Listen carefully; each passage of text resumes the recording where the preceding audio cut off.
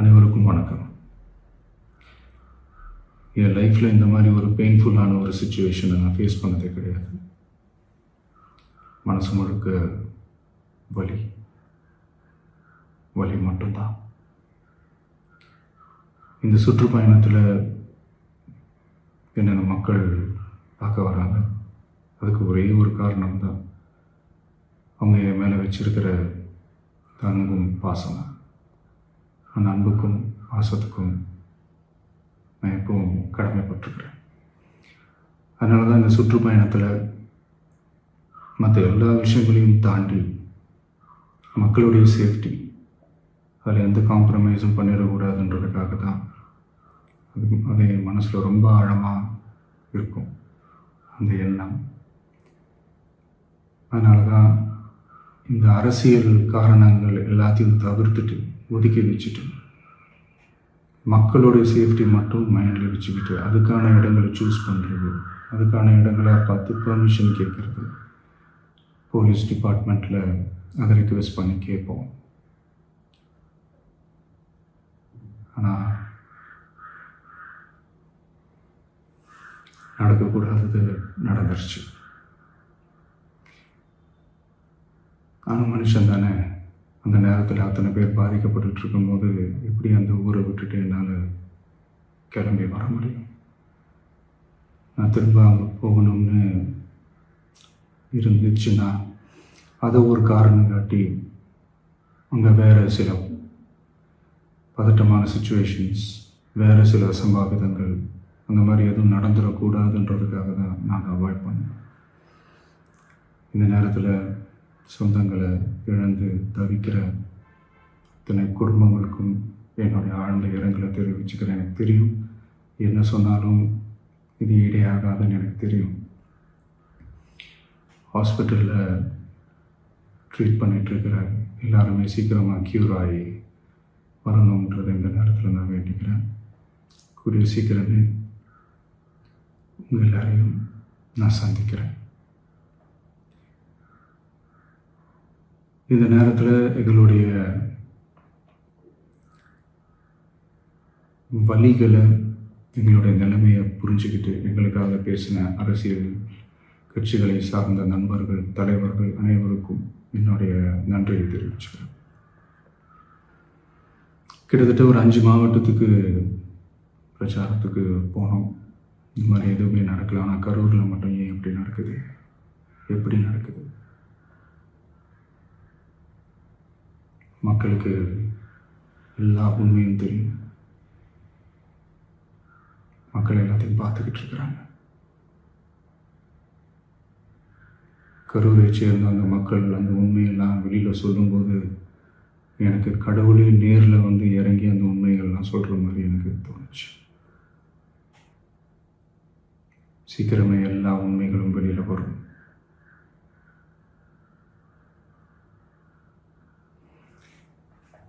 எங்களுக்கு தரப்பட்ட இடத்துல நாங்கள் போய் அந்த ஸ்பாட்டில் நின்று நாங்கள் பேசிட்டு வந்தோம். அதை தாண்டி எந்த தவறும் எங்கள் சைடில் நாங்கள் எதுவும் செய்யலை. பட் இருந்தாலும் எங்கள் கட்சியை சேர்ந்த நிர்வாகிகள், தோழர்கள் மேலே எஃப்ஐஆர், அது மட்டும் இல்லை சோஷியல் மீடியாவை சேர்ந்த நண்பர்கள், தோழர்கள் அவங்க மேலே எஃப்ஐஆர்லாம் போட்டு இப்போ பிடிச்சிக்கிட்டு இருக்கிறாங்க.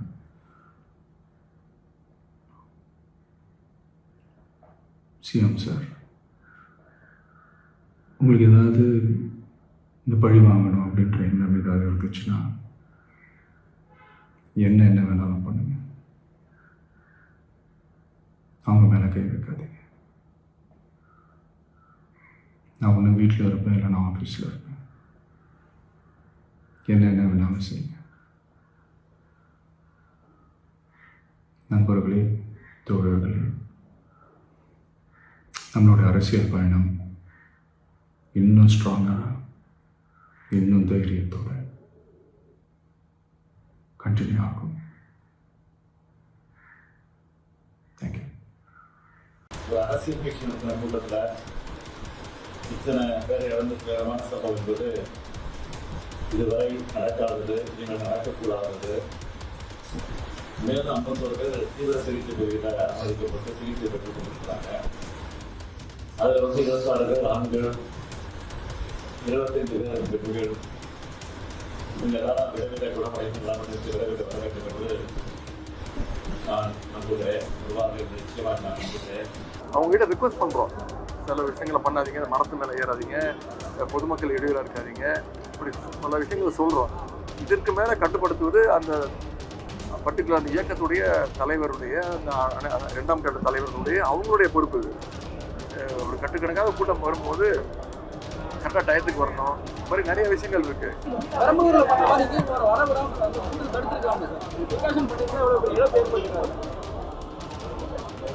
நான் திருப்பி சொல்கிறேங்க, இது எல்லா தலைவர்களுக்கும் எல்லா இயக்க தலைவருக்கும் இருக்கக்கூடிய உரிமை. மக்களை சந்திக்கிறது, அவங்களுடைய கழகத்தினர் அவங்களுடைய இயக்கத்தை சேர்ந்தவங்க சந்தித்து பேசுறது அவங்களுடைய உரிமை. அது ஜனநாயக கடமை, அதை யாராலும் தடுக்க முடியாது. ஆனால் நம்மளுடைய காவல்துறை ஒரு தடவை பார்க்கும்போது கூட்டம் அதிகமாக இருக்குது, அவங்க செய்யக்கூடிய காரியங்கள் அதெல்லாம் பார்க்கும்போது நம்ம ஒவ்வொருத்தரும் அவங்ககிட்ட ரிக்வெஸ்ட் பண்ணுறோம், சில விஷயங்களை பண்ணாதீங்க, மரத்து மேலே ஏறாதீங்க, பொதுமக்கள் இடையூறாக இருக்காதீங்க, இப்படி பல விஷயங்களை சொல்கிறோம்.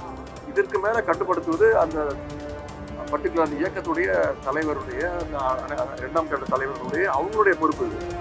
இது ஒரு கட்டுக்கணக்காக கூட்டம் வரும்போது கரெக்டாக டயத்துக்கு வரணும். இந்த மாதிரி நிறைய விஷயங்கள் இருக்கு.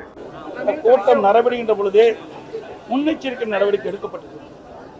இதற்கு முன்பு இதே கட்சி டிவிகே கட்சி 4 மாவட்டத்தில் அவருடைய தேர்தல் பிரச்சார கூட்டத்தை நடத்தியிருக்கிறார்கள். அந்த 4 கூட்டத்திலும் எப்படி மக்கள் கலந்து கொள்கிறார்கள், எப்படிப்பட்ட நிலைமை என்பதையெல்லாம் ஆய்வு செய்து அதற்கு ஏற்றவாறு முழுமையான பாதுகாப்பு கொடுத்திருக்க வேண்டும் அரசாங்கம், காவல்துறை. அதே போல அந்த பாதுகாப்பு குறைபாடுகள் இருப்பதாக தொலைக்காட்சியில் பார்க்கின்ற பொழுது தெளிவாக தெரிந்தது. ஏற்கனவே நடந்த மாவட்டத்தில் நடந்த ஈவிகே அந்த பிரச்சார கூட்டத்திலும் முழுமையான பாதுகாப்பு வழங்கப்பட்டதாக தெரியவில்லை. இதெல்லாம் தொலைக்காட்சியில் பார்த்தான் நான் இதை குறிப்பிடுகிறேன். அதோட இந்த கட்சி மட்டுமில்லை, அனைத்து இந்திய அண்ணா திராவிட முன்னேற்ற கழகத்தின் சார்பாக நான் எழுச்சி பயணம் மேற்கொண்டிருக்கின்றேன்.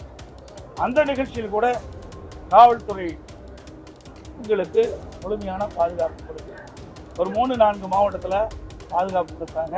ஆனால் திராவிட முன்னேற்ற கழகம் ஆட்சிக்கு வந்த பிறகு கூட்டம் நடத்துவதே பெரிய சிரமம். நீதிமன்றத்திற்கு சென்றுதான், அந்த நீதிமன்றத்தின் மூலமாக அனுமதி பெற்றுதான் கூட்டம் நடத்த வேண்டிய சூழ்நிலை இருக்கின்றது. அப்படி கூட்டம் நடத்துகின்ற சூழ்நிலை இருக்கின்ற பொழுதும் நீதிமன்றம் முறையாக பாதுகாப்பு வழங்க வேண்டும் என்று உத்தரவு பிறப்பிக்கப்பட்டால் கூட இந்த அரசு காவல்துறைகள் எதிர்க்கட்சி என்ற பார்வையில் முழுமையான பாதுகாப்பு கொடுப்பதில்லை. இந்த முழுமையான பாதுகாப்பு கொடுக்கப்பட்டிருந்தால் இந்த தள்ளுமுறைகளை சரி செய்திருக்கலாம், இந்த உயிரிழப்பை தவிர்த்திருக்கலாம். அனைத்து இந்திய அண்ணா திராவிட முன்னேற்ற அல்லது பல்வேறு கட்சிகள் தமிழகத்தில் இருக்கு. அவர்களும் பல பொதுக்கூட்டங்களை நடத்தியிருக்கின்றார்கள், அனுபவம் இருக்கின்றார்கள். அந்த ஒரு இடத்துல எவ்வளவு கூட்டம் வரும், ஒரு மாவட்டத்தில் எவ்வளவு கூட்டம் வரும், ஒரு தொகுதியில் எவ்வளவு கூட்டம் வரும், அந்த கூட்டத்தை எப்படி சமாளிப்பது, எப்படி ஒழுங்குபடுத்துவது என்பதெல்லாம் அவர்களுக்கு ஓரளவு அனுபவம் இருக்கின்றது. தமிழகத்தில் இருக்கின்ற அரசு கட்சிகள் ஒரு அனுபவம் இருக்கிறது.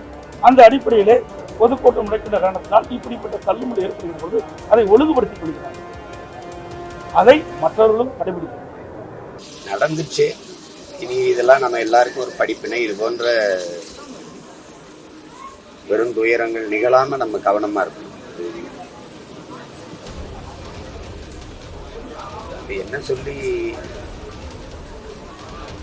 இழந்தவர்களின் குடும்பத்துக்கு ஆறுதல் சொல்வதுன்னு தெரியல. மொத்தமாகவே இந்த நிகழ்ச்சி இந்த வேதனையான துயர நிகழ்வு எல்லாரையுமே அப்படியே அதிர்ச்சியில் உரைய வச்சிருச்சு. உலகெங்கும் இருக்கிற மக்களை, இதை பார்த்த மக்களை எல்லாரையுமே, யாருக்குமே என்ன சொல்றதுன்னு தெரியல. என்னடா அப்படி ஆயிடுச்சு அப்படிங்கிறது தான். இழந்தவர்கள் இந்த துயரத்திலிருந்து கடந்து வரணும், வேற வெளியில. காயம்பட்டவர்கள் விரைவில் குணமாகணும். மருத்துவர்கள் நம்பிக்கையா சொல்லணும். நடிகர் விஜய் அவருடைய கூட்டத்திலே நெரிசலில் சிக்கி இப்பொழுது வரை 40 பேர் இறந்திருக்கின்றார்கள். இந்த செய்தியை கேட்டவுடன் எனக்கு தனிப்பட்ட முறையில மிகுந்த மனவேதனை, அதிர்ச்சி. இன்னும் அதிலிருந்து நான் மீளவில்லை. என்னை போன்று தமிழ்நாட்டில் உள்ள அனைத்து மக்களும் இதே நிலையில் தான் இருக்கின்றார்கள். இந்த சம்பவம் தவிர்த்திருக்கலாம். இன்னும் காவல்துறை சரியான நடவடிக்கை எடுத்திருக்கலாம், திட்டமிட்டிருக்கலாம். அதாவது நடிகர் விஜய் அவர்களுடைய கூட்டம் கடந்த வாரங்களில் நடைபெற்றது. எவ்வளவு பேர் வந்தார்கள் என்றெல்லாம் காவல்துறைக்கு தெரியும். அதே அளவு இல்லை, அதுக்கு மேல் கூட்டம் வருவார்களும் என்றும் தெரிகிறது. விடுமுறை நாட்கள் இதில் நல்ல பெரிய இடத்திலே அனுமதி கொடுத்திருக்கணும் வேண்டும். இன்னும் சொல்ல போனால் ஒரு மைதானத்திலே அனுமதி கொடுத்திருக்கலாம், ஒரு குறுகிய தெருவிலே அனுமதி கொடுத்து ஆயிரக்கணக்கான மக்கள் அங்கே நெரிசலில் தவிர்த்து. அது மட்டுமல்ல, அரசியல் கட்சிகளும் பொறுப்புடன் நடந்து கொள்ள வேண்டும்.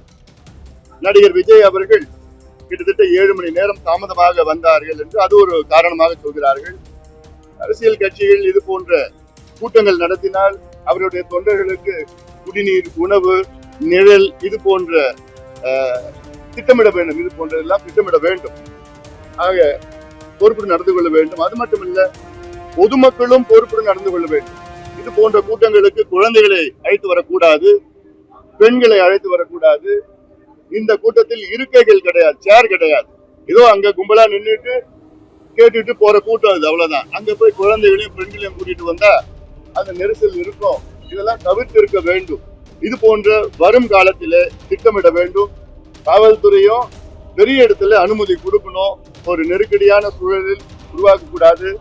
இன்னொன்னு ஒரு வதந்தியா இருக்கணும்னு நான் நினைக்கிறேன். அதாவது மின்தடை ஏற்பட்டது என்று சொன்னார்கள். இதெல்லாம் வருகின்ற செய்திகள்.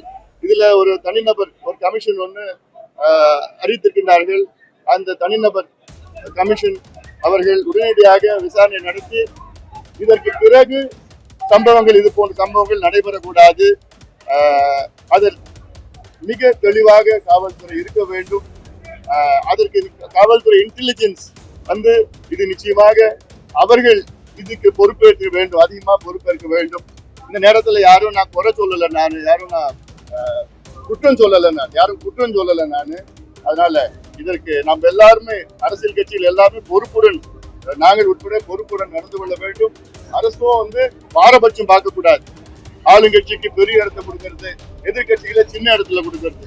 அதான் நான் எல்லாத்துக்குமே மக்களுக்கு சொல்றேன். ஏங்க டிரான்ஸ்ஃபார்மர் மேல ஏறுறீங்க, எதுக்குங்க கோயில் மேல ஏறுறீங்க, கட்சி மேல ஏறுறீங்க? மாஸ்க் கீழே இருந்து பாருங்க, எப்படி இத்தனை பேர் இறந்துட்டாங்க. இவங்க எல்லாம் உள்ள மாட்டிக்கிட்டாங்க, வெளியும் கிரௌட் இருந்தாங்க. அதனால நாமும் பாதுகாப்பா இருக்கணும், கூட வந்தவங்களும் பாதுகாப்பா இருக்கணும். அது முதல். இரண்டாவது, விஜய் அவர்களை பொறுத்தவரை நான் ஏற்கனவே நிறைய விஷயம் சொல்லிட்டேன். நான் சனிக்கிழமை வீக்கு எல்லாமே பேசிட்டேன். ஆனால் ஏடிஜிபி மின்சாரம் கட் செய்யப்படவில்லை என்றால் மின்சாரம் கட் ஆச்சு.